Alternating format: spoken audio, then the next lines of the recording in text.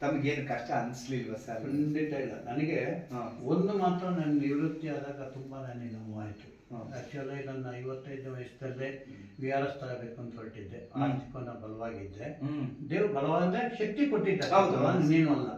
ನನಗೇನು ಕೆಲಸ ಗಾರ್ಡನ್ಯಾರು ಸಿಕ್ಕೆ 3 ವರ್ಷಕ್ಕೆ ಇನ್ನೊಬ್ಬ ಜೀವನ ಅಂತಲ್ಲ ಅನ್ನೋ ಉದ್ದೇಶದಲ್ಲಿ ನಾನು ರೆಡಿ ಆದೆ.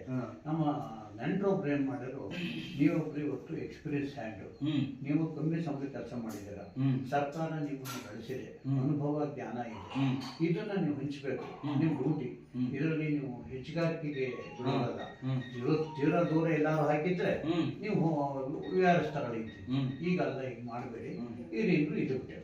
ಆದ್ಮೇಲೆ ಕೊನೆಗೆ ರಿಟೈರ್ಡ್ ಆದ ದಿವಸ ನನಗೆ ತುಂಬಾ ಬೇಜಾರಾಗಿದೆ. ಯಾಕೆಂದ್ರೆ ಸಂಬಳ ಕಮ್ಮಿ ಆಯ್ತು ಅಂತಲ್ಲ, ಮಕ್ಕಳಿಲ್ಲ ಅಂತ ನಾವು ಹೇಳಿದ್ದನ್ನೇ ಕೇಳಿ 300 ಮಕ್ಕಳಿದ್ರು ದಿವಸ. ತುಂಬಾ ಖುಷಿ ಸಿಗುತ್ತೆ.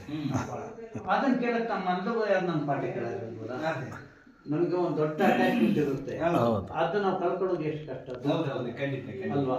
ನಾವು ಹೇಳುವುದು ಕಥೆ ಆಗೋದು. ಯಶಸ್ವಿ ಪುರುಷನ ಹಿಂದೆ ಒಂದು ಯಶಸ್ವಿ ಹೆಣ್ಣಿನ ಒಂದು ಸಹಭಾಗಿತ್ವ ಇರುತ್ತೆ. ಭಾಗ್ಯಲಕ್ಷ್ಮಮ್ಮನವ್ರ ಬಗ್ಗೆ ತಮ್ಮ ಅಭಿಪ್ರಾಯ ಏನು? ಓದೋ ಬಗ್ಗೆ ಸಹಕರಿಸಿದ್ದಾರೆ.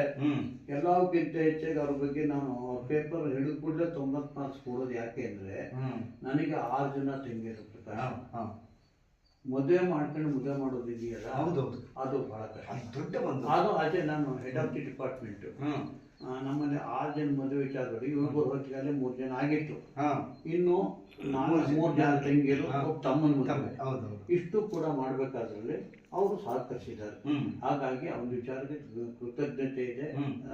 ಒಂದು 90 ಮಾರ್ಕ್ಸ್ ಕೊಟ್ಬಿಡ್ತೀನಿ. ಇನ್ನು 10 ಮಾರ್ಕ್ಸ್ ಬೇಕಾದ್ರೆ ಹಿಡಿಯಬಹುದು. ಆ 90 ಮಾರ್ಕ್ಸ್ ಹಿಡಿಯ ಯಾವ ಕಾರಣಕ್ಕೂ ನಾನು ಅದನ್ನ ಹೇಳಿಲ್ಲ. ಯಾಕೆಂದ್ರೆ ಇವತ್ತು ಒಬ್ರಿಗೆ ಒಂದು ಸತ್ಕಾರ ಮಾಡಿ ಅಂತ ಹೇಳೋ ಶಕ್ತಿ ಇಲ್ಲ ಹೋದ್ರು ಅವತ್ತು ನಮಗೆ ನಡೀತು, ಕಾನೂನು ಇತ್ತು. ಇದಕ್ಕೆ ಏನಾದ್ರು ಮೂಲ ಆಗಿದ್ರೆ, ನಮ್ಮ ತಾಯಿ ನಮ್ಮನ್ನು ಕಷ್ಟಪಟ್ಟು ಸಾಕಿದ್ದಾರೆ. ನಮ್ಗೆ ಹಾಲು ತರಕ್ಕೂ ಶಕ್ತಿ ಇಟ್ಟಿಲ್ಲ. ಇದೇ ರಾಮನಾಥನ್ ಮಂದಿ ಒಂದು ಪಾವ ಹಾಲು ತರ್ತಿತ್ತು.